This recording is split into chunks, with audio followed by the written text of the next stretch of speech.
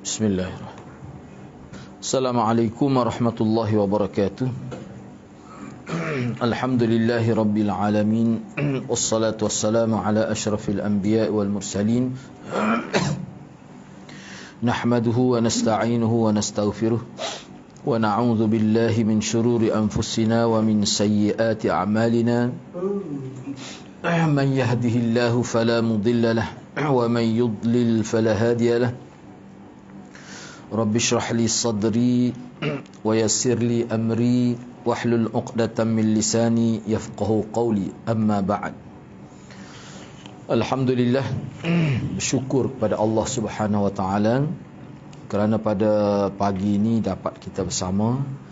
Insya-Allah pada pagi ini saya akan sambung perbincangan ringkasan kitab Al-Um pada muka surat 232, siri terjemahan, edisi terjemahan, di bawah tajuk hukum tidak mengenal imam mereka.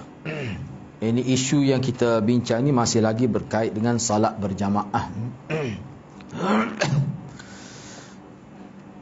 Seseorang yang menjadi makmum, mereka tidak kenal siapa imam mereka. Ini tajuk yang kita akan bincang pada pagi ini. Sebenarnya tajuk ini menyentuh secara langsung tentang aktiviti solat. Kita solat ni boleh dikatakan tak kenal lah, kecuali imam tu yang kita biasa, sama ada imam mukim kita dan sebagainya. Umumnya kita tidak akan kenal imam itu, sebab bukan semua masjid yang dia maklumkan siapa imam yang bertugas itu. Bukan semua begitu. Bahkan kalau maklum pun sekadar tahu nama, kita tak kenal juga.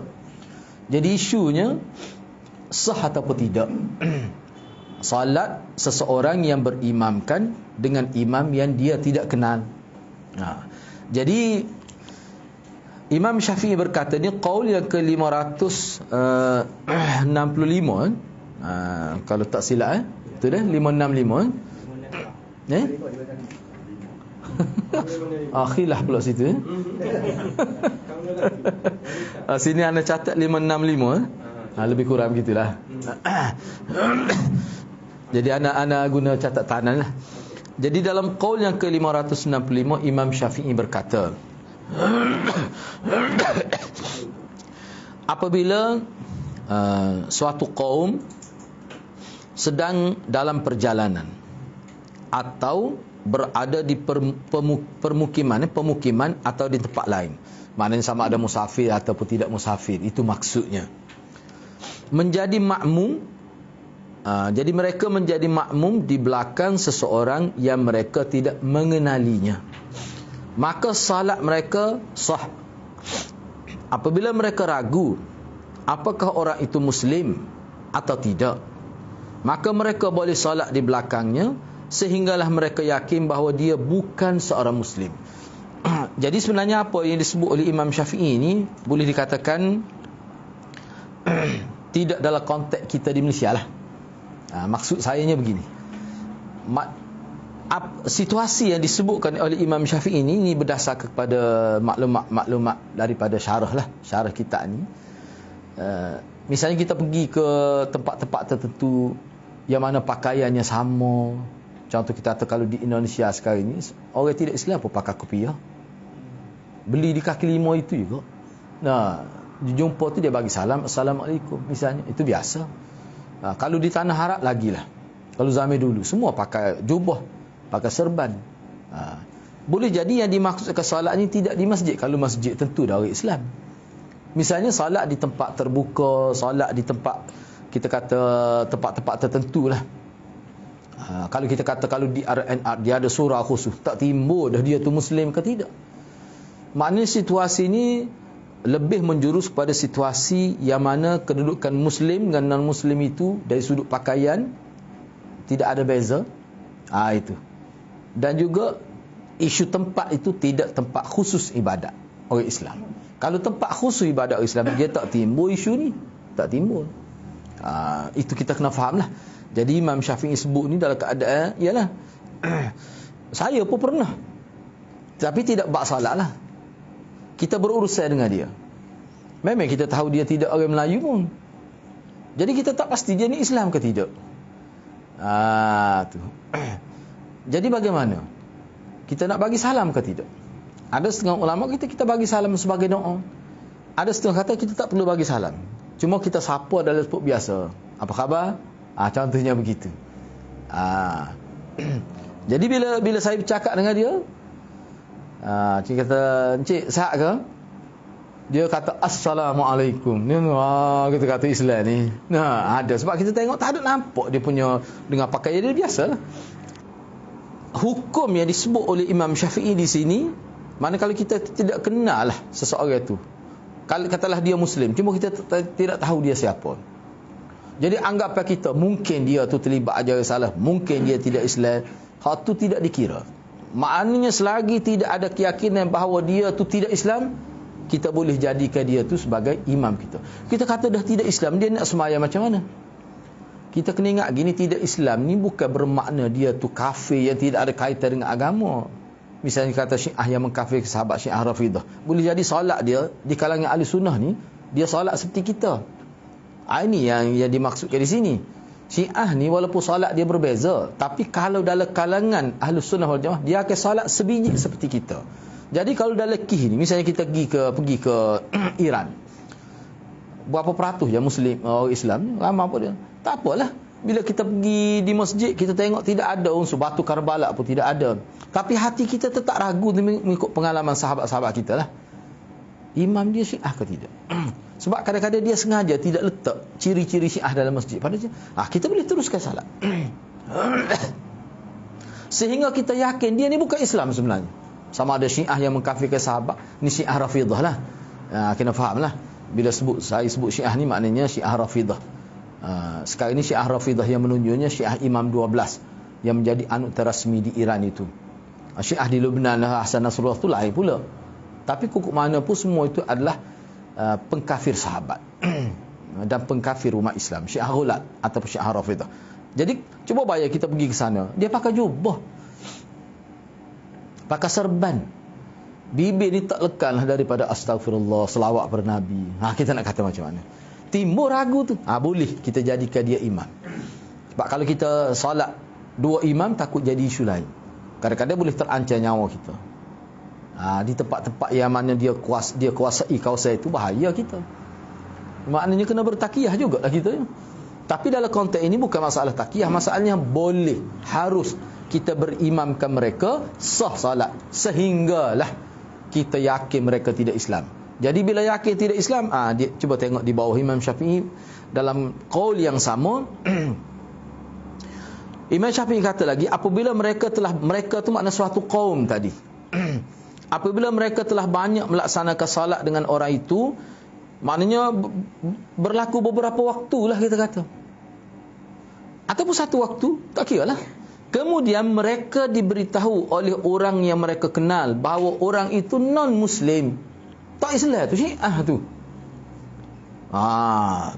Maka mereka wajib mengulangi semula, bukan qada, mengulangi semula salat yang dikerjakan di belakang orang itu. Hak ni merujuk pada dalam waktu. Kalau di luar waktu dia panggil qada. Wajib qada lah. Sebab disyaratkan Muslim. Syarat dia kena Muslim baru sah. Demikian juga kata Imam Syafi'i lagi, apabila imam itu adalah orang yang murtad dari Islam dan mereka salat di belakangnya, hak tu imam tu orang murtad ataupun sudah dikenal pasti difatwakan sesat ajaran dia tu, sesat mana terkeluar daripada Islam. Misalnya, biarlah saya sebut, kita baca. Maka mereka wajib mengulangi seluruh salat yang dikerjakan di belakangnya. Tak kira lah berapa waktu dah, berapa hari dah dia salat. Saya ambil satu contoh. Misalnya ada di hak saya sebut sebelum ni, dia tidak percaya pada Quran, tapi dia semaya juga, bukan tak semaya. Dia pakai kopiah, isteri dia tutup aurat, tapi Quran dia tak percaya. Bahkan dia menimbulkan satu persoalan. Saya pelik ustaz, macam mana ustaz boleh percaya pada Quran? Biarlah, jelas mana dia tak percaya pada Quran. Tak perlu majlis fatwa dah tu, kafir lah itu. Baik, oleh kerana dia salat, katakanlah kita tidak tahu dia berakidah begitu. Bila kita pergi tengok dia salat, kita pun berimamkan dia.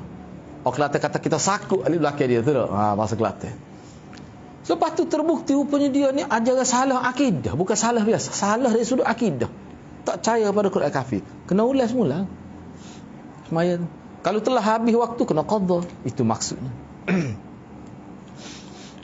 Boleh berlaku tu. Boleh berlaku. Sebab orang yang saya sebut ni kalau tengok dia terus Allah muqadju dan dia best student dulu. Masa belajar di sekolah apa ni? Sekolah menengah SMIP apa di Wakam Zainab SMIP antara pelajar terbaik. Takdir Allah SWT, nasib dia tak baik, dia disesatkan oleh mak saudara dia. Sesak bukan kecil-kecil tu, menyentuh dasar agama tu, prinsip asas agama, sumber ambilnya dia tak percaya. Tu.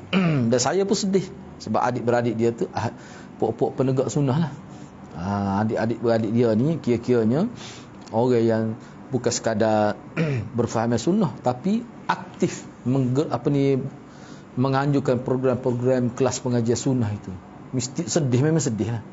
Ibu bapa dia pun sedih. Kita nampak daripada raut wajah dia tu, maknanya sebab dia tanya saya, kalau anak dia mati dalam keadaan berakidah begini macam mana? Jadi saya pun sebab salah kan nak sebut, tapi kena berterus terang. Kata ni kata terlalu berat lah. Cuma saya perlu perjelaskan, kalau dia na'udzubillah, mudah-mudahan dia bertaubat. Kalau dia mati dalam keadaan ini, mana dia mati sebagai orang kafir. Maksudnya dia kata kekaran aku. Tu mak dia menangis. Anak sulung. Bagus, di segi akhlak bagus. Ini lah. Kalau berlaku begitu, kena solat semula. Jadi kita ni bersyukurlah sebab keluarga kita tak ada yang terlibat. Alhamdulillah. Tapi bagi orang yang Allah uji begitu, memang sedih. Kita nampak daripada ibu bapa dia tu sangat sedih. Baik, seterusnya, tajuk seterusnya. Jadi poinnya apa dia bawah tajuk ni? Mana kalau kita sudah yakin seseorang itu dia ni tidak Islam, kena qadha, kena ulangi balik salat dan qadha. Selagi kita tak yakin begitu, adalah waswas tu, boleh teruskan. Sebab zahir kita nampak seperti Islam. Mana kita hukum dia pada zahir lah. Pada zahir boleh. Sehingga kita yakin. Kecuali ada tanda-tanda dia tidak Islam. Misalnya tatu penuh di tubuh. Tapi tatu ni pun sebenarnya, kalau orang tu bertaubat, setengah tatu nak buat tak boleh. Kita kena terima lah. Kita kena terima. Sebab tu kita kena tengok begini. Mana dalam dunia sekarang ni ramai sebenarnya dalam internet saya tengok orang-orang di barat, di tempat-tempat lain yang asal tidak Islam tu, tatu tu bukan sekadar di tempat tersembunyi di belakang, tidak, di muka, di tangan. Dan ramai mana yang selepas tu belajar agama, baca Quran, hafal Quran pada. Jadi bila kita tengok tu, nampak macam tidak tatu, tak boleh. Kena boleh jadi imam dia tu. Itu kesalahan dia dulu. Sejarah sudah jadi sejarah. Jangan kita tengok situ kita anggap dia tidak Islam. Itu yang dimaksud oleh Imam Syafi'i, walaupun ada tanda tapi tidak boleh meyakinkan, tidak confirm dia itu tidak Islam. Boleh salat lagi. Tak ada masalah pun. Sebab kalau dia tidak Islam, sebab tu dalam hadis kita belajar di telipuk tu kan, hadis Mishkat itu, mana salah satu tanda yang kita boleh kenal seseorang itu Muslim ke tidak pada salat dia tu. Mana bila salat dia sama dengan kita kira dia Islam lah. Lepas tu kalau dia nak menipu, nak takiyah, itu dia dengan Allah. Salat kita tetap sah. Ya. Mana? Kalau terbukti dia gila, tak boleh lah. Memang tak boleh. Syarat dia tu mesti orang yang waras. Al-aql, bukan junun. Bukan majnun itu. Misalnya orang gila je ni pakai jubah, aku sebab nampak jauh. Kalau gila je cuma tu tak apalah, ada lalu tanda-tanda tu ni dak molek. Ramai mana orang gila ngajalan so jadi tu email. Jadi benda-benda gitu payah juga kita nak itu tu. Kita pun tahu dia gila dengan bila dia kecek orang tahu gila kalau gitu. Nak macam mana? Jadi orang lagu ni kalau boleh tak usah waktu email lah. Kecuali kita pasti dia tu waras. Sebab dia gila ni, dia ada peringkat dia. Ni ada peringkat gila hak berat ayalah. Kalau sebut contoh ke, nampak dah kegilaan dia tu. Jadi harapnya maknanya kita boleh bezalah. Jadi masalah juga tu tak boleh beza antara gila dengan waras tu. Berat juga tahu Islam kita. Wanita mengimami kaum laki-laki. Jadi orang tina jadi imam. Lagu mana? Buat liberal terima ni. Liberal kata ada masalah. Hak wanita tu adalah menjadi imam juga. Baca ayat ana kullukum ra'in wa kullukum ra'in wa kullukum mas'ulun setiap kamu adalah pemimpin. Pemimpin itu imam lah. Bahkan ada pula hadis sebut terai wanita ni juga pemimpin. Lebut tengah terai bukan kullukum tidak. Kullukum ni kita tahu umum setiap kamu. Ni tak sebut imra'ah perempuan. Buat liberal faham gitu. Dia tak faham. Sebab tu hadis ni kita kena tengok. Sebab tu bila kita mengaji hadis kita kena sebut hadis ni apa skop dia, apa asbab wurud dia. Kalau Quran sebab nuzul baru kita boleh tahu hadis ni skop dia bincang tentang apa. Tak boleh nak eret, nak tarik, nak bawa kepada skop dalam bidang yang tidak dimaksudkan oleh hadis tu ataupun disebut sebagai fiqh hadis. Jadi berkait dengan wanita jadi tu imam ni Imam Syafi'i berkata ni dalam qaul yang ke-566. Imam Syafi'i kata apabila seorang wanita menjadi imam kaum laki-laki, kaum wanita, maknanya makmum tak ada juga wanita, lelaki, dan sekelompok anak-anak laki-laki, maka salat kaum wanita itu sah, namun salat kaum laki-laki dan sekelompok anak laki-laki tidak sah. Kerana Allah SWT telah menjadikan kaum laki-laki sebagai pemimpin bagi kaum wanita, maka tidak boleh bagi wanita menjadi imam bagi laki-laki dalam keadaan macam mana sekalipun tak boleh. Kalau ada lelaki, walaupun lelaki itu anak yang belum balik, dalam kitab sebut apatah kalau balik, tak balik kecuali tidak memayyiz. Tu tak boleh jadi imam lah. Bolehlah dia jadi imam pada dia kalau anak kecil tu. Tidak memayyiz ni maknanya tak boleh beza cuma cuci. Tu memang nak jadi imam. Lagu tu. Jadi kalau ni anak laki-laki ni makna anak jah satu, jah dua, tak balik lagi tu. Boleh dia jadi imam tak apa. Cuma di sini itulah ar-rijalu qawwamuna 'ala an-nisa, itulah maksud yang dikatakan firman Allah itu. Laki ni adalah qawwam. Begitu juga apabila ada tidak sah ni, apa maksud tidak sah perlu dipetahkan. Tidak sah ni maknanya salat dia tu tak jadi. Itu makna tidak sah. Tidak sah ni satu istilah yang menunjukkan salat itu daripada awal lagi tak jadi. Kalau batal tak. Bila sebut batal mana asalnya jadi. Cuma dia rosak di tengah-tengah tu. Ketika sedang salat rosak. Itu maksudnya batal. Begitu juga apabila ada di antara mereka wanita khunsa muskil. Ini bahasa Indonesia lah. Kalau saya terjemah dalam bahasa kita, kat khunsa muskil ni dia ada dalam fiqh khusus, dalam hadis pun ada. Maknanya seorang itu ada dua jantina. Cuma dia tidak tahu dominan yang mana. Apakah dia ni lebih cenderung pada lelaki, cenderung pada perempuan. Sebab tu kes ni dia perlu dicek oleh doktor. Di antara kemaluan dia tu yang mana lebih dominan. Nak dia muyul, dia panggil muyul. Cenderung ke arah wanita, cenderung ke arah perempuan. Kalau terbukti cenderung ke arah wanita, dia boleh buang salah satu tu. Di segi fiqh harus. Misalnya kalau dia cenderung pada perempuan, dia boleh potong, dia buanglah zakat tu. Tapi kena terbukti lah. Nak bukti tu kadang-kadang dia kena ambil masa sampai peringkat sepatut dia balik. Ada ulama sebut gitu. Makna sebelum sampai tahap tu dia muskil, tak jelas. Laki kah perempuan kah? Lelaki, tapi ialah sahabat saya pun ada seorang. Tapi orang ni tidak muskil, dia memang dia lelaki. Tapi Ana tak pernah kata begitu ke dia. Kita ingat kita baik dengan dia. Tapi orang lain duk panggil muskil gitu. Mana muskil? Padahal dia tu lelaki, cuma dia lembut. Tulisnya dia lebih cantik perempuan. Mana kalau dia duduk sama perempuan, Ana pernah kata mu ni kalau pakai kain tudung tak nampak langsung jatuh. Dia sengih gitu. Putih sepuh.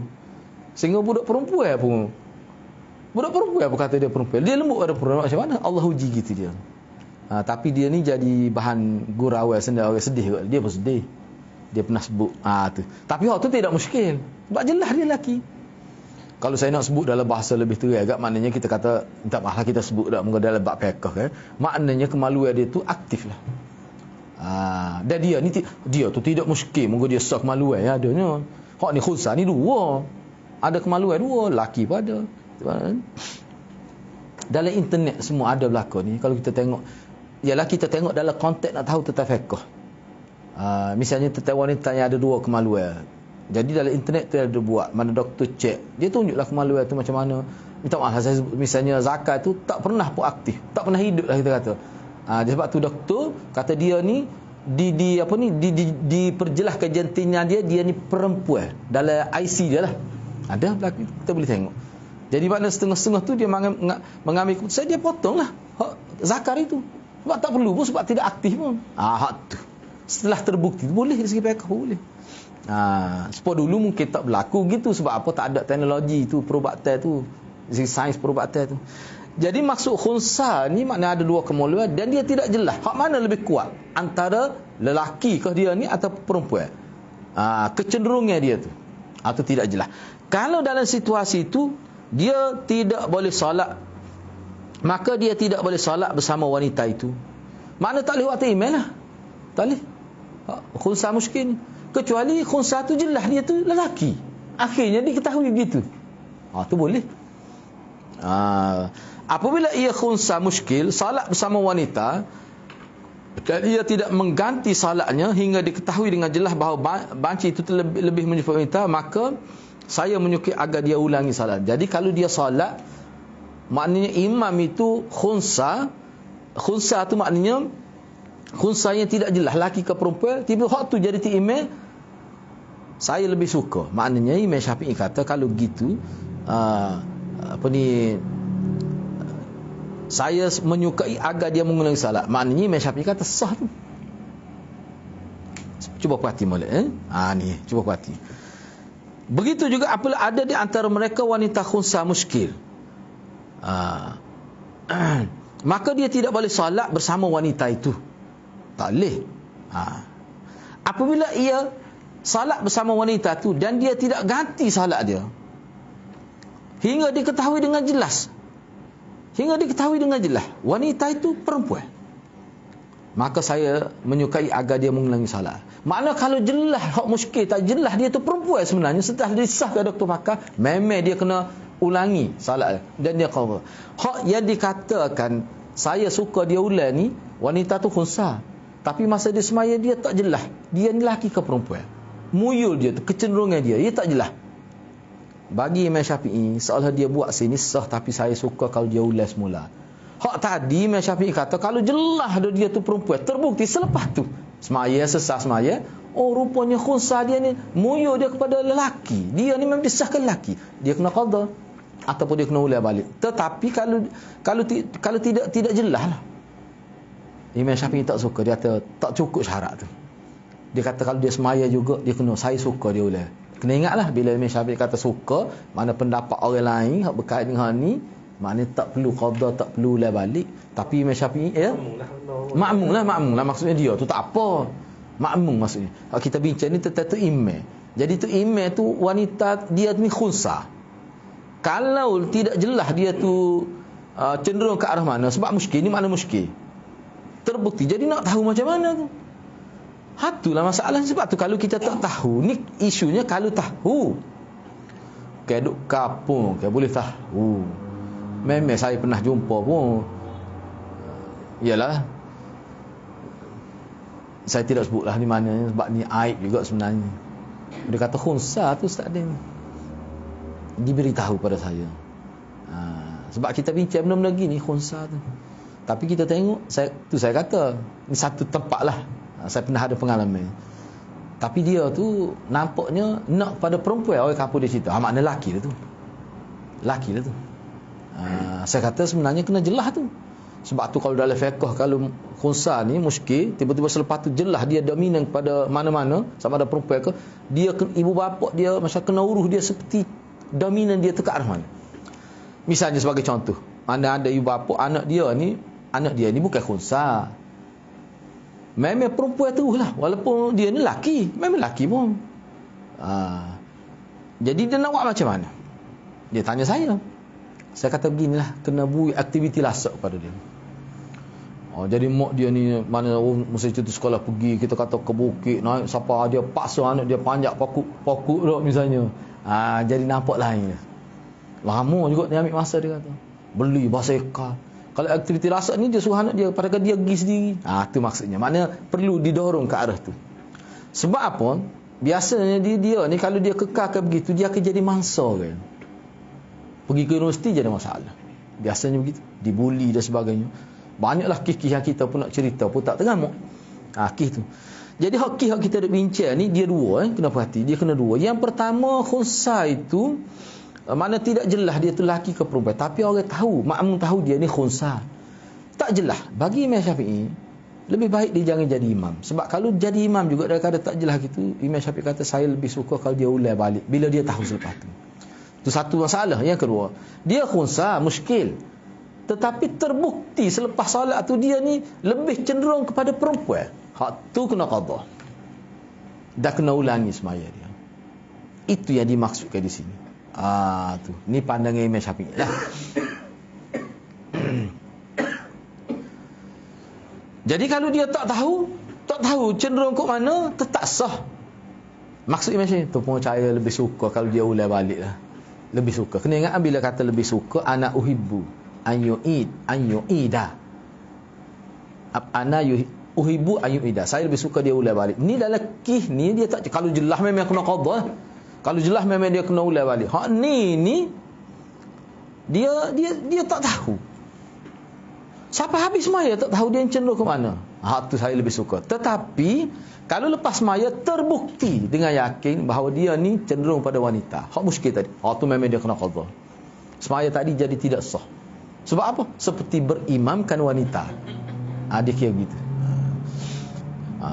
Lepas tu dia bahas lagi sebenarnya. Cuba dalam tak. Lepas tu wajib siasat kau.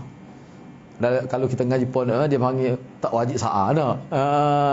Ya gitu. Dah tak ada, tak perlu kita tanya siasat sesuatu email kita tadi tu lagu mana tanya tak perlu. Tapi kalau dapat maklumat, maknanya tanya lebih kurang pun dapat lalu maklumat jelas, tak boleh. Kena qadha. Kalau lepas waktu, kalau tidak kena i'adah. Boleh itu maksud dia. Asah dia ke dia perbincangan, pasti dia tu wanita, maka tak sah salat. Atau kena qadha, atau kena ulangi balik. Bila tidak sah tu kena berlaku dua perkara, sama ada qadha ataupun i'adah. Tapi kalau perempuan itu tidak jelas khunsa, tapi tak jelas, tak tahu, tak boleh nak sabit cenderung ke arah mana, kekal muskil begitu, hak tu ada ulama kata sah. Dan Imam Syafi'i pun begitu, tak perlulah, cuma tidak wajib lah, cuma saya lebih suka kalau dia semula. Mana tak sah lah. Kalau boleh, kalau tentu khunsa tu lebih baik tak sah lah, beri ke orang lain lah. Takut jadi timbul syak orang sangka lah. Jadi gitu maksudnya. Tapi kalau kira jumhurnya, kira sah lah, sah tu. Tapi Imam Syafi'i kata saya lebih suka dia mengulangi. Cuma di sini kalau kita lihat daripada kenyataan Imam Syafi'i ini, kalau mengikut Imam Syafi'i sini ni, dia lebih cenderung kepada sah juga sebenarnya. Khilaf dia dalam, sebab ada kitab dengan ana tu dia bincang khusus tentang perbezaan empat mazhab. Memang khilaf berat ni, tapi ramai yang katanya mana kalau terbukti dia cenderung pada wanita tak boleh. Sebab Imam Syafi'i nampak dia gitu juga tu. Cuma dia tidak kata tidak sah dengan secara tasrih. Dia kata saya lebih suka dia ulangi solat dia kalau terbukti dia tu lebih kepada wanita. Hak tadi muskil tu tak jelas. Tu. Dia begini, satu lagi dia panggil khunsa. Ni khunsa yang sudah tentu dia tu ke arah mana. Perkara ni dia kita tidak tahu semasa dia kecil. Biasanya dia diketahui dia ni, setengah ulama kata kehidupan dia kena perhati sampai dia peringkat dia, kita kata umur sebelum 12 kita boleh tahu dah cara hidup dia macam mana. Tapi setengah ulama kata tak boleh lagi tu. Kena terbukti selepas dia cukup umur. Misalnya dia bermimpi. Dah kita tahu ke zakat dia tu pun dia panggil intishar. Ni taklah saya sebut dalam istilah fiqh. Intishar ni makna tegang lah. Makna dia kira lelaki. Mana cenderung ke arah tu. Mana dia kena bimbing ke arah lelaki dengan pakaiannya asing, tempat tidur dengan adik-beradik perempuan, kena buat wajib. Bila jelas begitu. Tapi ada juga berlaku bila sampai tahap cukup umur tu keluar haid. Tu kira wanita keluar haid. Tu. Wallahualam, setakat pembacaan saya tak jumpa hidup dua-dua tu. Zakar pukul intisyat keluar haid. Wallahualam. Setakat ni saya tahu, kena tanya doktor lah tu. Setakat kita baca tidak berlaku gitu. Kalau gitu nak kira lagu mana, tak tahulah tu. Sebab wallah ada ke kisah gitu. Saya tak jumpa lagi. Saya tengok juga dalam internet cari, setakat ni tak jumpa, wallah. Sebab kalau muskil yang dimasukkan muskil di perbincangan kitab fiqh pun, maknanya dia salah satu. Dia melibatkan salah satu. Itu maknanya istilah khunsa muskil.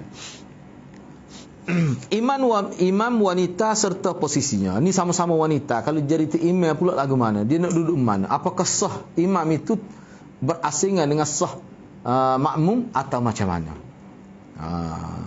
Imam Syafi'i berkata, ni qaul 567. Diriwayatkan daripada Ammar Ad-Duhani dari seorang wanita yang berasal dari kaum dia yang bernama Hajirah. Bahwasanya Ummu Salamah mengimami kaum wanita. Ia berdiri di tengah-tengah mereka. Jadi ni riwayat Hajirah lah. Hajirah ni dia satu kaum lah, satu kabilah daripada dengan Ammar Ad-Duhani. Dia ceritanya Hajirah telah cerita Ummu Salamah mengimami salat wanita. Dia duduk mana? Duduk tengah. Yang mana kalau kita tengok dalam kitab fiqh, kita tak tahu mana tu imam. Setengah ulama kata tubik sikit saja dia punya buku lali dia sikit tumik bukan buku lali. Tumik dia sikit ke depan. Jadi kalau kita tengok nampak macam tak ada tu imam. Tu sah wanita. Itu terbaik walaupun adalah khilaf tu. Tapi ni dalam konteks mazhab Syafi'i, ni memang gitu pun. Tu lebih kuatnya kalau sama-sama dia. Jadi jangan pelik lah kalau ada tidak buat gitu, sebab ni khilaf lagi ni. Tapi ni lebih ramai setakat yang saya tahulah dalam perbincangan ulama. Jadi ni kalau kita lihat kepada riwayat daripada Hajirah ni, dia kata memang begitu lah. Tu. Dalam qaul yang 568, Imam Syafi'i berkata, diriwayatkan daripada Aisyah. Jadi qaul Imam Syafi'i ke 567 tu, itu orang panggil sebagai pembuka bicara untuk bincang tajuk ni. Tu dalil dia nya. Ummu Salamah buat gitu. Yang kedua, kata Imam Syafi'i lagi, dalam qaul yang ke 568, diriwayatkan daripada Aisyah bahawa ia mengerjakan salat dengan kaum wanita pada salat asar. Dia berdiri di tengah-tengah mereka. Kena fahamlah, istilah berdiri di tengah-tengah ni maknanya dia duduk dalam satu saf dengan makmum. Cuma kalau setengah riwayat sebut ke depan sikit tu, tumik dia ke depan. Boleh jadi bila tumik ke depan, tengok keadaan fizikal wanita tu lah. Kalau dia gemuk mungkin dia nampak lebih ke hadapan. Tapi kalau kita tengok gitu, tak nampak jelas seperti lelaki tu. Kalau lelaki kena ada saf khusus, dia panggil saf imam. Ni saf makmum. Hak perempuan tidak begitu. Dua kan. Maka Imam Syafi'i pun buat huraian dia lah dalam qaul yang ke-569. Tapi dia bawa riwayat tu dulu. Riwayat Ummu Salamah dan juga riwayat daripada Aisyah. Imam Syafi'i kata dalam qaul yang ke-569, adalah sunnah. Tu cara Imam Syafi'i. Bila dia bawa dalil, maka dia pun ayatlah hukum berdasarkan kepada pemahaman dia, berdasar pada keilmuan dia. Adalah sunnah apabila seseorang wanita salat sesama mereka, sama-sama wanita. Mana imam wanita bagi makmum wanita, imam itu berdiri di tengah-tengah. Ini sunnah. Wanita boleh menjadi imam sesama wanita pada salat fardu dan juga salat sunat. Saya menyuruh agar dia berdiri di tengah saf. Ni kata Imam Syafi'i. Hatulah, sebab apa tu begitu? Isteri Nabi belaka tu dua-dua tu. Isteri Nabi tu. Jadi maknanya isteri Nabi tu, makna dia lebih tahu. Sahabatlah dia ni. Tu dalil dia. Moga sekali ni Nabi jadi imam tu lelaki. Jadi nak tahu kena tengok wanita macam mana. Siapa dia lebih tahu? Aisyah tinggi benar. Tu kan sebuah riwayat Aisyah tu. Tak kira lah semaya fardu ke semaya sunat ke boleh, tidak jadi masalah. Maknanya dapat pahala 27 kali ganda. tak kurang pun. Apabila bersama wanita itu terdapat banyak wanita, maka saya menyuruh untuk berdiri pada saf kedua yang ada di belakangnya. Ia merendahkan suaranya ketika takbir dan zikir, baik membaca Al-Quran dan lain. Cuma suara tu dia kena agak perlahan lah, jangan senyaring lelaki. Dia kalau kita perhatikan dalam syariat kita ni, suara wanita ni sebenarnya tidak aurat. Tidak aurat. Itu pendapat yang kuat. Adakah yang kata aurat? Ada. Tapi kalau kita tengok sunnah wanita-wanita Islam di zaman Nabi, sunnah mereka di mana cara mereka tu, dia berinteraksi dengan lelaki direct. Kalau di rumah Nabi tu ialah ada tabir tu peringkat selepas tu lah, peringkat awal tidak ada. Tapi kalau di luar memang bercakap. Banyak hadis maknanya sahabat Nabi pergi tanya, taklah kalau bertabir pun suara dia, bukan melalui surat, tidak, suara dia. Sebab tu Anas ni pun tidak aurat. Cumanya penekanan ulama adalah wanita tu dia kena jaga suara dia. Sebab setengah-setengah suara wanita ni ialah kita kata suara dia tak sama suara lelaki, takut timbul fitnah. Bukan suara tu aurat, sifat sikap dia tu. Hal ni pun begitu juga. Sebab tu dia sebut di sebuah perhati, apabila bersama wanita tu terdapat ramai wanita lain, jadi menyebabkan tak cukup sah pertama, dia boleh buat sah kedua seperti lelaki lah. Cumanya dari sudut bacaan, ketika takbir, sama ada takbir iftitah ataupun takbir intiqali, itu dua istilah. Takbir iftitah ni takbiratul ihram tu dia panggil takbir iftitah, pemula salat. Satu lagi dia panggil takbir intiqali, nak pindah rukun, satu rukun ke satu rukun tu dia ada ke takbir sami Allah tu sekali tu ya, i'tidah ya. Hak tu ataupun dah zikir ni maknanya baca subhana rabbiyal azim, subhana rabbiyal a'la. Dia baca Quran, kalau selepas Fatihah ketika qiyam tu, semua tu moleknya dia tidak senyaring lelaki. Biar kadar dengar pokok dia tak apa dah. Hak tu molek. Apa tu? Takut. Iyalah kalau dia semaya di masjid, di tabir dia tu ada. Ni kalau baca kuat orang dengar, mengganggu, tersekar betul bunyi suara perempuan agak laki ni. Setengah-setengah ulama dia kata gini, perempuan ni sebab apa dijaga? Sebab lelaki ni ramah hak jahat. Ada ya begitu lalu. Ada setengah-setengah tu. Oh nyata molek dia sebut. Kalau perempuan ni kita tak nak cara jahat, tidak sebanyak lelaki. Sebab kalau hak jahat jenis, sebab tu kalau curi dia tak lelaki asari dulu. Tak apalah. Dia sebut gitu. Maknanya kena jagalah, takut timbul fitnah. Dia mari lalu syaitan dalam kepala, tambah-tambah suara perempuan tu kita kata bunyi manja kan tak? Dia gitulah, memang kita faham lah. Kecuali lelaki tu terdidik dengan didikan yang baik, dia tak cara pun. Ya boleh. Perempuan jadi MC ataupun acara setengah-setengah kata tak boleh. Tapi ramai kata boleh. Saya terima kata boleh, tak ada masalah. Cuma perempuan tu dia kena ikhlas lah. Mana suara dia tu dia kena biar bunyi tegah, jangan ada sebab Nabi sebut perempuan tu kalau sengaja buat suara manja ataupun bergurau lebih-lebih ataupun kecek kiah-kiah, atau memang tak boleh kerana itu, bukan kerana suara tu. Jadi kalau jadi MC apa tak ada masalah, boleh pun. Bahaya kalau zaman kita lah ni kita nak tegakkan pendapat tu. Hak kata tak boleh, jadi lagu mana? Cuba fikir kesan dia masyarakat ni. Orang tak boleh terima agama. Sebab tu pendapat, sebab moga Nabi tidak buat ketegasan dalam bab tu. Nabi tidak perjelas ke tu. Khilaf sebab muzik lah. Kita nak kekal sebarang jenis muzik, nasyid pun tak boleh jadi lagu mana. Sebab tu Yusuf Qaradawi dia kata kita nak persembahkan masalah khilaf, kena tengok situasi.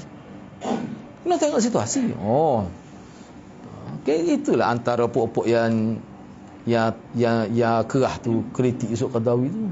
Sebab bagi setengah-setengah tu muzik ni haram tanpa pilihan. Berat tu. Ni kita nak pergi dakwah di Korea, nak buat macam mana? Puak-puak tu kalau anak dia mahal muzik, dia berbangga anak dia mahal muzik. Bangsa barat lagi lah. Tiba-tiba kita nak tegak tu, nak bawa tu. Sedangkan banyak lagi pilihan pendapat itu. Ulama yang kata boleh muzik, dia bukan kata muzik hodok nacak-nacak sebab keluar kena belajar. Itu bukan tu. Hak boleh sebut nasyid, boleh lah.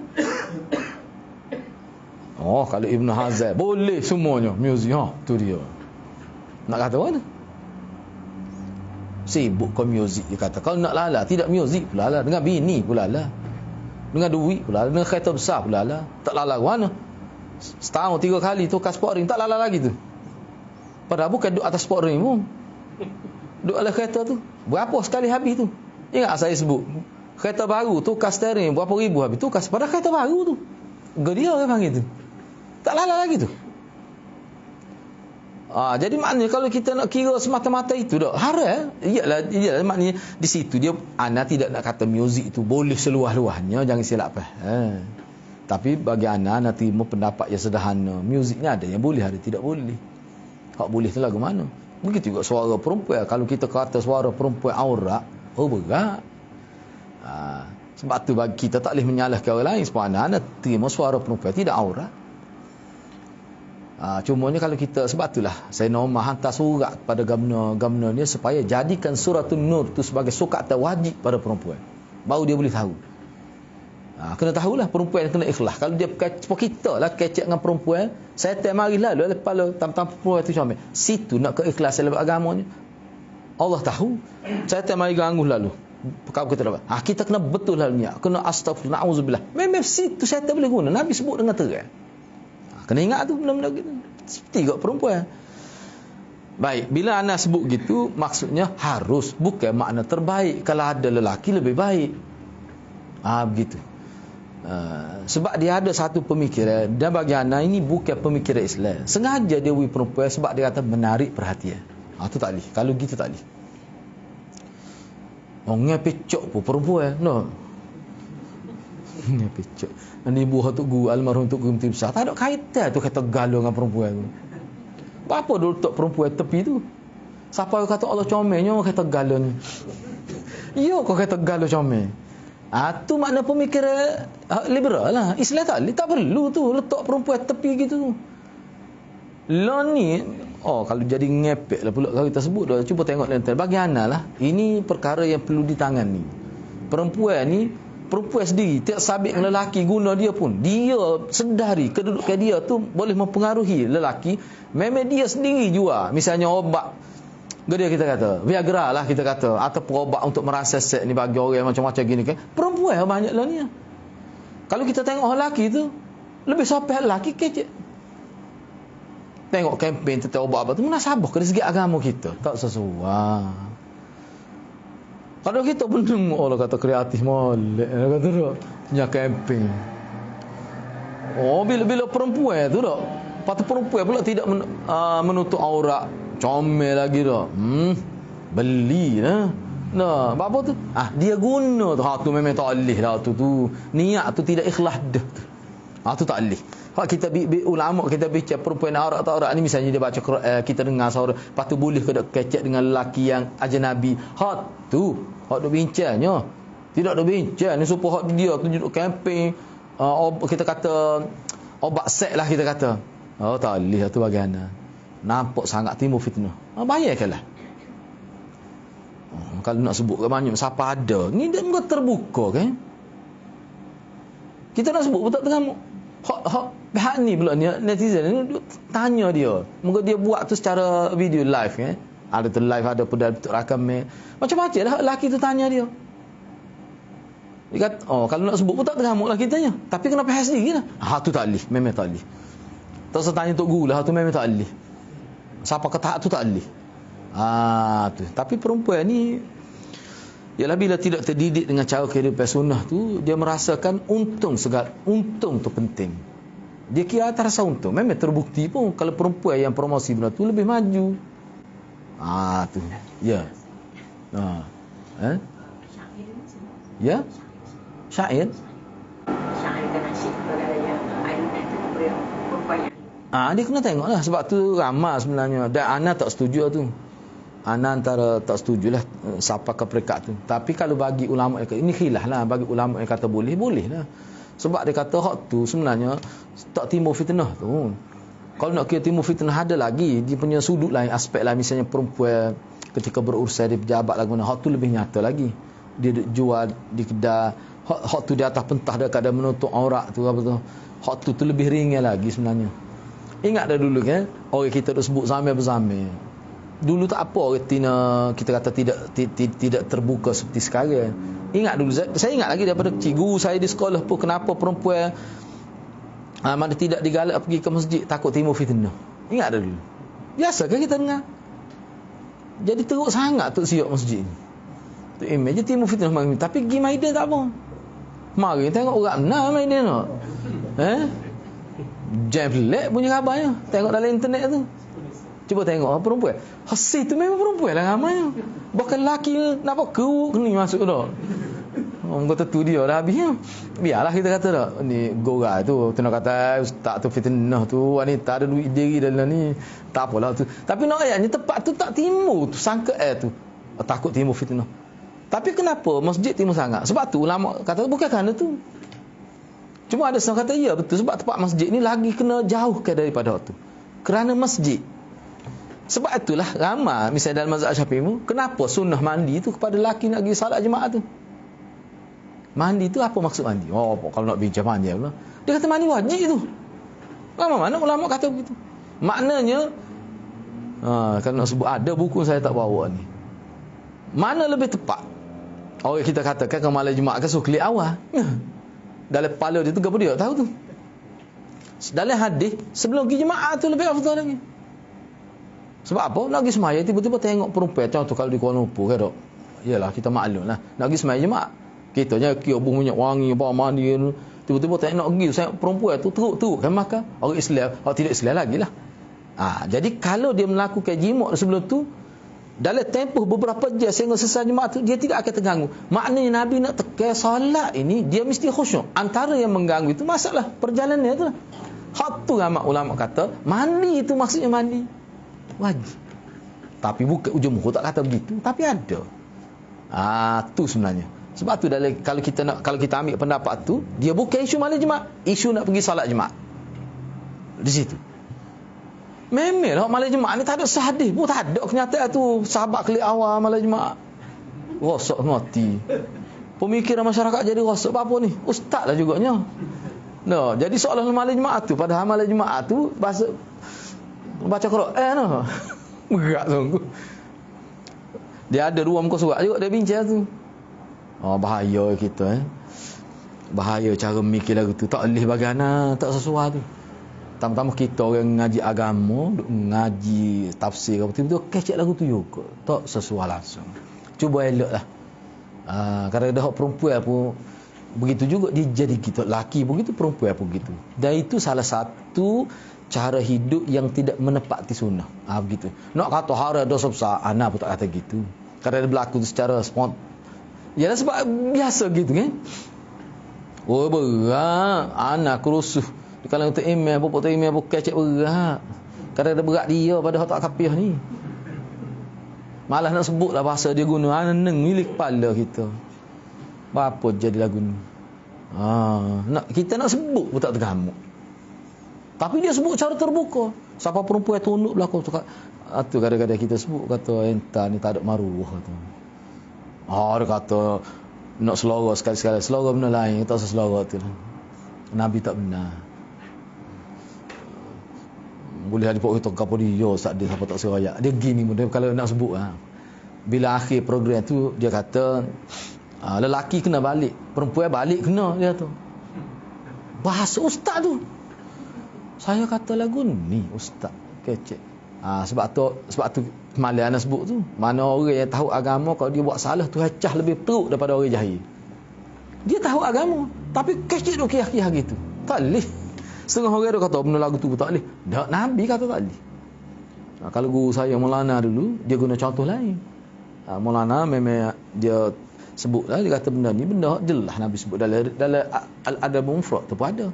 Nabi tak suka jenis kiyah-kiyah ke arah tu. Bukan cara hidup orang Islam. Itu termasuk dalam perbuatan yang dikira menjatuhkan maruah. Tak salah kecek benda gitu. Kita cuba itu.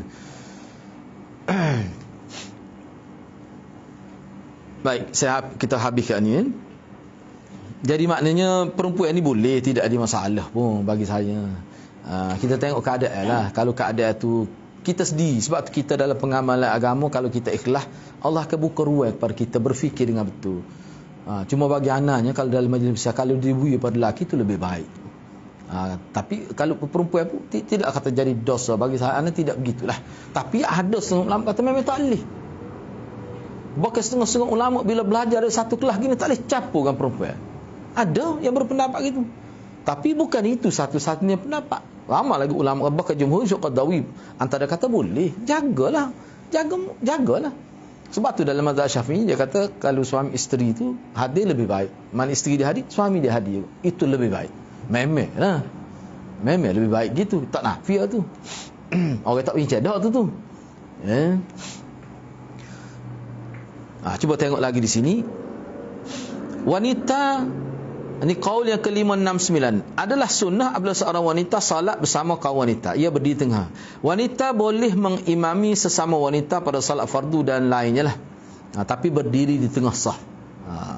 Apabila bersama wanita terdapat banyak wanita lain lah.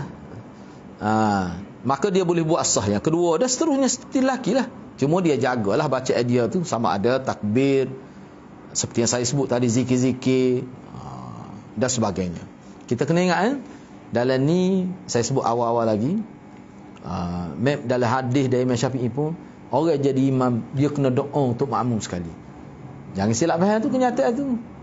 Nabi pun sebut gitu. Bukan bermakna doa berjemaah, tidak. Bukan maksud itu. Misalnya ni sama-sama kita lah. Bila anak jadi imam, bila selesai assalamualaikum masing-masing, moga kita belajar ke masing-masing ambil tempat dia, berzikir sendiri, dia doa sendiri. Anak ni sebagai imam ni ada kewajipan lagi, tak lepas lagi.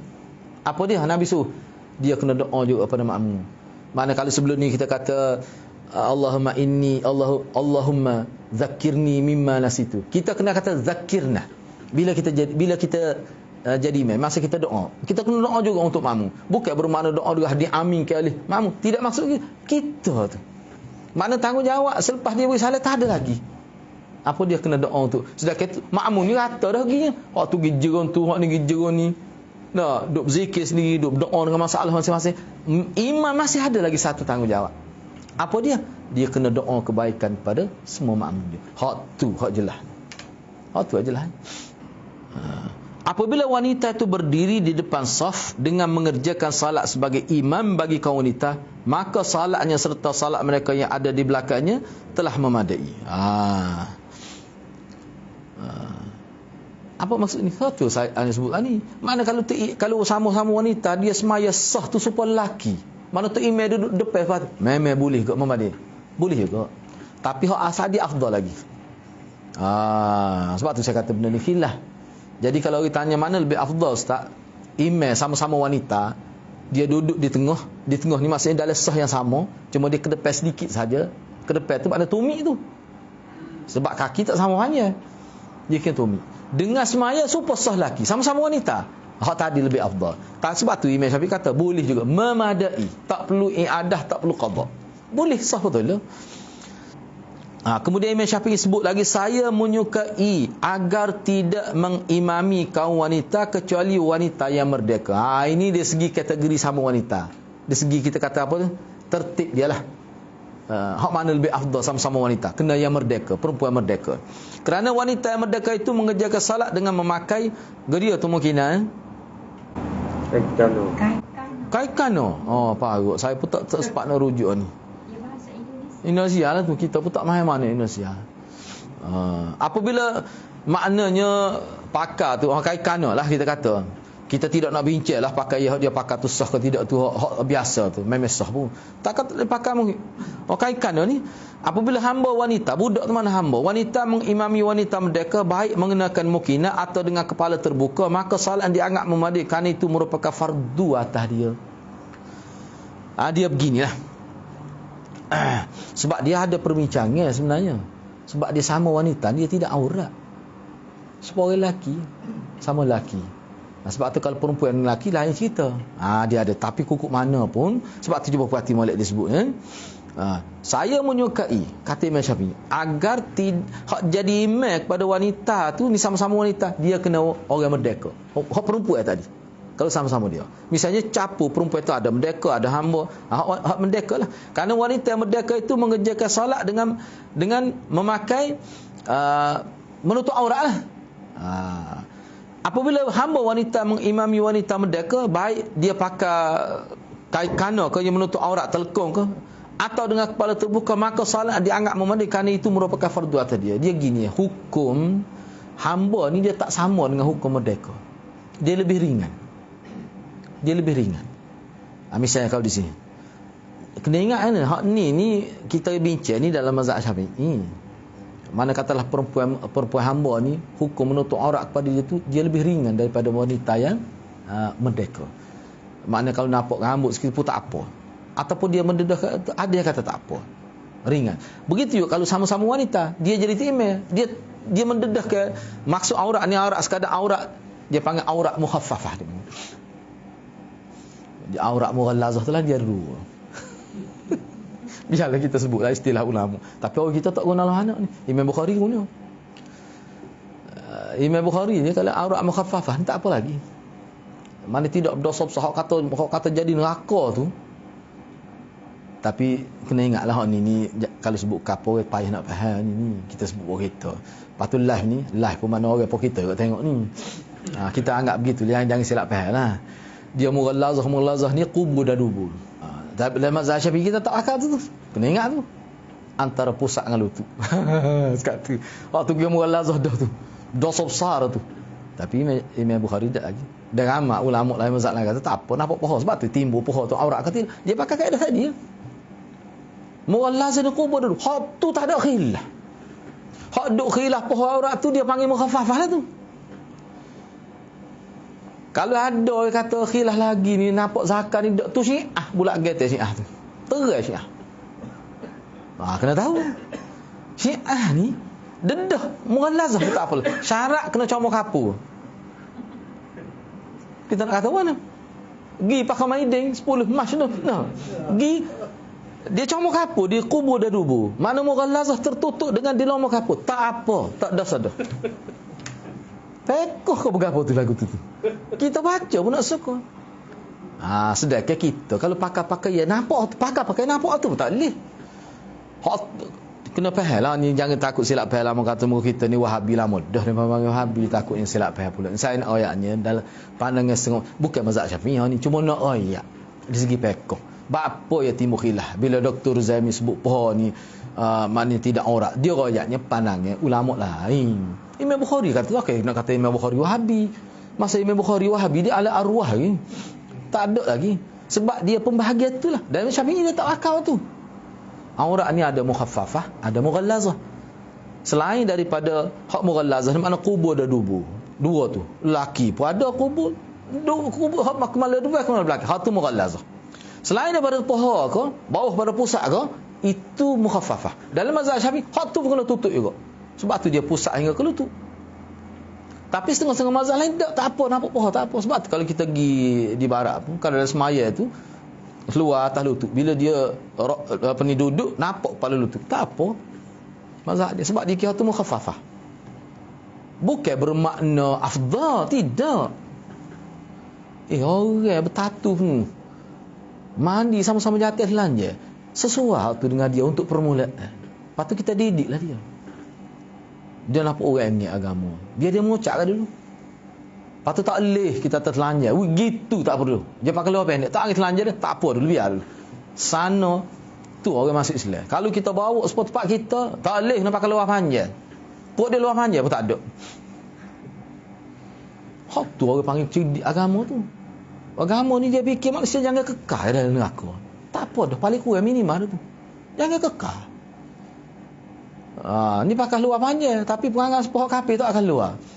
Kecek. Tak ada faedah. Kita faham lah. Sebab tu bagi saya, benda-benda gini setengah orang tu tidak bersedia dengan maklumat ini. Dia tak sedia nak terima maklumat ni. Ikut dia lah. Tapi anak pun tak beli, tak ada sahabat luar pendek anak pun. Rumah pun tak pakai luar pendek. Cuma kita nak ayat di segi agama kita. Allah banyaklah hadiah-hadiah kalau kita nak ambil kira hak kita duk kecek ni, kita tak lalu. Tapi kalau kita pergi luar negara baru kita faham. Kita pergi tempat tak ada jual barang yang orang Islam dak, nak sembelih binatang pun. Nak pakai pendapat mana? Setengah tu bahan Maggi siapa dia buat? Kemungkinan ada. Sebab tu kita ada pula pendapat ulama yang mengatakan makan sembelih kafir pun boleh dimakan juga kalau dia sembelih tu bukan untuk jual, memang untuk makan. Dia ada pula khilaf di situ tu. Ada pula khilaf tu. Hak molek kita beli hak hidup tu lah, melas sendiri. Tapi nak yang dekat ada tu, apa gitu. Hak tepat orang tak ada orang Islam. Orang Islam 20 orang ada situ. Tu pun nak jumpa orang mak je boleh. Duk berasing lawak lagu mana. Tapi umat Islam ni kalau dia faham molek ajar dia boleh hidup di tengah-tengah orang tidak Islam. Dengan keadaan dia faham. Tu. Cuma masalah ulama sebut supaya kita berhijrah pergi kepada negara orang Islam. Kita boleh bercakap begitu dalam keadaan biasa, tapi keperluan kadang-kadang keadaan itu. Sebenarnya agama Islam kita ni bila dalam situasi tu dia ada fiqh dia tu ayatnya. Tapi dalam keadaan kita gini tak payah pakal hal tu. Tapi maklumat biada. Supaya juga masalah anjing. Bila kita pergi jumpa orang asli tu, dia mana tidur dengan anjing, kita duduk makan ni anjing duduk tepi, dia duduk gosok, kadang-kadang anjing mari duduk alih ni. Putus mualak kita dengan anjing. No, lepas tu bersetuh. Nak kali bersetuh nak sama gitu. Nak kali gak anjing ni pijak, dia tak ada adab anjing ni. Dia tidak tengok ni lipa pendakwah dia pokona gitu lain. Dia akan pijak juga lipa kita. Lepas tu nak kali kita tengok dia pijak nak sama. Tobat. Orang situ tak akan masuk Islam dengan kita. Ada jarak tu antara dia dengan kita. Mari bapak Kristiannya senyum ni dekat anjing. No, tak ada beza. Kerana tu jadi bersambung hati dia dengan mad'u tu. Situ sebenarnya kita kena tengok. Sebab tu anak bila kita pergi pada asli, kita pakailah lepas kita duduk ngaji tu. Cuma tidaklah dekat senyum anjing tu. Tu kena faham tu. Sebab tu sebenarnya kalau kita perhatikan fiqh Syafi'i, dia ada dah isyarat kepada di luar mazhab dia. Dia ada dah isyarat-isyarat tu. Okey, kita berhenti setakat tu. Ada apa-apa persoalan? Boleh sila. Sekarang ni hilang dia pakai ada minggu Arab tak lupa kan. Macam terus kita sehingga tempat tu kita tengok iklan tu pakai gitu, baru tu kita masuk dia gini, kalau saya mudah bila kita faham maknanya kena pasti jugalah. Takut makmum tu gila takut email tu hot duduk dalam siang ni, takut dia mak wali majzub takut tu tak sah tebing di mana Simhal kan ada gitu ada kalana boleh, tak ada masalah. Kalana tak ada masalah, tani dia maksud dia gini, maksud Imam Syafi'i ni parah lutut ni dia ada besar ni jarak lutut. Hak mana tu? Baik, kita kata antara lutut dan pusat. Bila kita pakai luar pendek, dia kira masa bila kita berdiri, bila kita rokok dia semakin turun luar. Tapi bila kita sujud, bila kita duduk antara dua sujud, dia terangkat luar tu. Memang dia akan nampak lutut. Nak kira lagu mana? Kalau sebenarnya kalau Imam Syafi'i tak apa lagi tu, sebab dia kira masa qiyam itu. Kalau nak kira gitu, orang pakai kain pelekat masa dia sujud tu ke tak? So, orang gemuk tu kan, paha nampak. Nak kira lagu mana? Sebab dia kira bagi atas. Dia kira kita siapa kena tunduk tengok tu tak kira tu. Kadang-kadang kita duduk jauh kita nampak dah paha dia. Mungkin dia pakai kain pelekat. Kan biasa sama tak? Orang tubuh besar kan? Biasa kita jumpa gitu. Hak tu tak apa, esok Qadawi berbincang. Jadi kalau dia lekih pakai luar pendek ni, dia sebenarnya kalau kita nak kira tadilah sebab tu kena faham tu. Mughallazah dengan mukhaffafah tu bukan najis saja tu. Boleh bagi saya. Cuma bagi orang kita dia tak ada email tu terang dah. Hak parah betul tak ada. Dia kata kurang adab hak tu yang anda sebut hari tu. Sebab anda kata nak pasti lagu mana. Tak kita nak tanya dia. Dia tengah main Syafi'i ke? Kalau dia angguk tu ya Allah. No, tak boleh gitu. Boleh ikutlah anak ikut. Islam ni luah. Popok dia tu kadang-kadang dia pakai gitu tu anak tahulah. Dari segi pengamalan agama dari sudut lain, khidmat masyarakat, derma besar pada kita. Gitu Islam ni gitu. Kenapa Islam ni? Sebab kalau kita tekan nak gitu pun tak jadi memang sifat tabiat asal syariat tu gitu dah. Maksud ayatlah.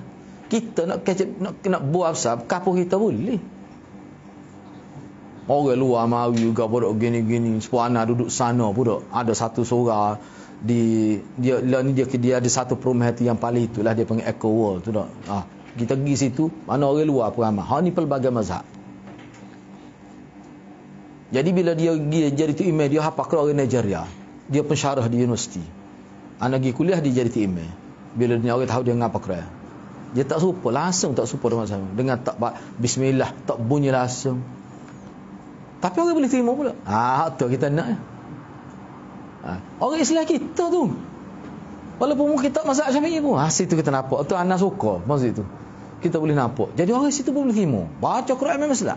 Fatihah tak bunyi langsung. Bukan kata slow, tak bunyi langsung. Mazhab Malik pakai tak ada tegur. Kena ingat tu. Oh, Malik ni Wahabi tu. No. Tu guru utama Imam Syafi'i tu. Benda-benda gitu. Jadi insya-Allah dengan pengajian, walaupun kita ngaji mazhab Syafi'i, kita kekal lah. Tak ada masalah pun, tapi biar kita tahu. Jadi Nigeria tu bila lepas dia solat pun zikir tu tak ada, cuma berkali dia tengok sini dia berdoa tu kuatlah sikit. Tapi orang lain tak ada. Bagi kita nampak bagus. Patut orang perai kaji. Ni kita nak. Tapi kalau orang kita tak baca bismillah kira-kira. Tapi orang dia tu tak apa lah. Sebenarnya bagus tu biar orang nampak rupanya ni agama. Tapi akidah tak boleh. Usul akidah kena sama. Tak boleh tu tak boleh. Gitulah. Okey, boleh kan? Ada soalan lain ke? Sila Ustaz. Dalam doa kita. Ya? Dalam doa kita tu disebut Allahumma atikul qabana wa liqab abaina wa ummahatina wa ashiratina. Maksudnya? Ibu bapa kita situ dia setakat mana? Ibu bapa?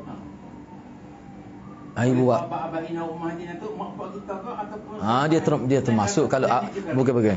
Dia gini, dalam hadis ni dia ada doa khusus ibu bapa, sebut walidaini. Ada sebut misalnya Allahumma ighfir lana dhunubana wali walidaina. Kalau walidaina tu dua ibu bapa kami tu maknanya bukan ibu bapa kita saja tu. Lepas tu ada wa abaina tu hadir bermula di tok pertama sapatah. Kita pun tak tahu siapa mana tu. So yang kedua, ada juga setengah tu kalau abaina tu dia termasuk ibu bapa. Ada kalau tak sebut ibu bapa dalam doa tu. Tapi kebanyakan kalau sebut ibu bapa disebut abaina atau abak. Dia gini orang Arabnya, abak ni sebenarnya asal mana ayah. Ajdak tu makna datuk-datuk. Tapi maksud orang Arab dalam hadis pun ada syarah ni. Abaina tu dia bukan bermaksud ayah. Kalau kira asal abak tu abun, jamak dia abaun, okey. Abun seorang ayah. Aban dua ayah. Abak jamak taksir. Mana ayah. Tu asalnya. Tapi maksud orang Arab bila sebut ayah tu maknanya ayah kita. Ayah pada ayah kita. Ayah pada ayah tok kita. Ayah belaka tu. Hak kita kata tok tu dia tu ayah tu. Ayah pada ayah kita lah. Sebab bila sebut abak, sebut juga abnak. Orang panggil anak cucu. Pada abnak ni anak-anak asalnya. Tapi dia terima anak cucu, termasuk zuriat. Tu penggunaan dia begitu orang Arab. Kita kena tahu juga. Sebab tu terjemah abaina datuk nenek moyang kami. Itu maksudnya. Ibu bapa kami yang terdahulu. Tu termasuk tok tu. Toknya termasuk belaka. Itu maksud dia abak itu. Gitu. Okey? Itu maksud dia. Ashiratina mana keluarga. Keluarga kita. Dia sampai peringkat mana? Dia gini, keluarga ni tu dia lebih luas daripada aqarib. Selagi keluarga dekat ni kita kata qarabat kita ni maknanya adik-beradik kita, sepupu kita termasuk lagi. Cumanya kalau sebut asyirah ni mana keluarga hak jauh. Misalnya 2-3 pupu. Tu hak jauh. Hak aqarib ni kira hak dekat lah. Misalnya adik-beradik tu aqarib lagi tu. Sebab dia hak paling dekat dia panggil ahlul bait. Ahlul bait ni mula-mula sekali ahlul bait isteri. Kemudian anak. Duduk serumah dengan kita. Ahlul bait duduk serumah dengan kita. Kalau ibu bapa kita tu ulama kata tidak ahlul bait. Hak tu masuk ibu bapa tu khusus, lebih khusus pada waktu lagi. Tapi ahlul bait ni kalau mengikut ahli sunnah, saya sebut ahli sunnah ni sebab Syiah lain takrif dia. Ahli sunnah wal jamaah ni bila sebut ahlul bait yang mula-mula tersenara di bawah nama ahlul bait adalah isteri, anak. Tu asal dia. Sebab tu orang kita guna orang rumah. Ahli rumah kita ni, ahli rumah tu orang tak panggil ibu bapa ahli rumah tu. Tu. Sebab tu dalam hadis kalau ibu bapa anak darah yatim tu dia panggil orang di bawah tanggungan. Ailah dia panggil. Ailah, istilah ailah tu orang di bawah tanggungan. Itu termasuk isteri. Tapi termasuk ibu bapa. Ailah tu lebih umum. Ailah dipanggil. Kena faham istilah tu. Sebab tu dalam apa ni syarah adab mufrad tu ana tekan kau tu supaya kita faham. Ana buat syarah bila ada sebut ailah, patut sebut misalnya contoh kita kata aqarib. Sebab kalau dalam hadis berkenaan dengan silaturahim, hak mula-mula sekali dia guna qarabah. Nuwa baik dan qarabah. Qarabah ni hak dekat. Kalau isteri tu ahlul bait. Min ahli, daripada ahli dia. Tu isteri tu anak. Kalau qarabah ni sepupu, termasuk adik-beradik. Bukan ahlul bait, adik-beradik tu. Tu qarabah lah tu. Tu perlu diutamakan. Perlu kita tahu tu dia punya tertib tu, sebab bila kita nak sedekah kena pilih mana paling dekat tu. Sunnah besar tu. Jangan ui kau lain, tinggal adik-beradik susah. Tu cara agama. Gitu sama Masuk isteri kita. Dia bukan masuk juga. Bukan. Dia asyirah ni memang ulama kata dia lafaz umum, termasuk juga isteri. Termasuk juga. Asyir ni sebenarnya kalau kita asyir ni maknanya kalau nisbah perempuan, suami dia tu asyir. Misalnya kita kata apa? Dalam tajuk Bukhari ke, orang derhaka pada suami, asyir tu maknanya suami. Ada juga guna gitu bahasa Arab. Dia gini sama kalau nak sebut lagi biarlah sama tak ada mungkin tak terlupa nak tanya ni dok. Orang panggil armalah ni. Orang tempat kita sebut armalah ni janda. Ramai mana tokoh bahasa Arab Fayumi dan ramai lagi kata dak. Bahkan Khatib Baghdadi kata armalah ni termasuk lelaki. Sebab apa? Sebab dalam hadis ada diguna bila Nabi isytihar nak beri sumbangan kepada armalah, maka sahabat sebut mana puak-puak armalah datang. Jadi yang datang itu ada sahabat, ada sahabiah. Di situ ulama kata rupanya armalah yang diguna pakai dalam hadis lelaki perempuan. Lepas tu dia bahas pula armalah. Syekh Utsaimin bahas 3 muka surat. Apa maksud armalah? Makna lelaki yang tidak ada keluarga, yang tidak ada pendapatan, yang susah, boleh jadi susah dia tu bersifat sementara, dia termasuk juga armalah. Ada kata gitu. Bahkan Syekh Utsaimin kata itulah pendapat yang kuat. Yusuf kata Ibu Timur tu. Kita sini kalau sebut armalah dah, tak nampak lah hasil pok kita ni.